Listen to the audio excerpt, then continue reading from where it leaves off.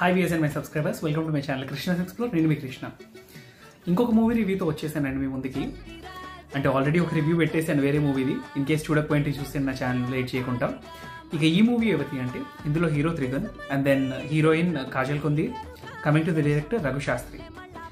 So trailer కొంచెం ఇంట్రెస్టింగ్గా అనిపించింది, ఖచ్చితంగా మిస్ చేయకుండా చూద్దాం అనుకున్నాను, ఎందుకంటే డిఫరెంట్ కాన్సెప్ట్. సో మార్నింగ్ నుంచి ఇప్పుడు వరకు చూస్తూనే ఉన్నాను షోస్ కోసం. ఇప్పుడు ఆల్మోస్ట్ 8 దాటిపోయింది.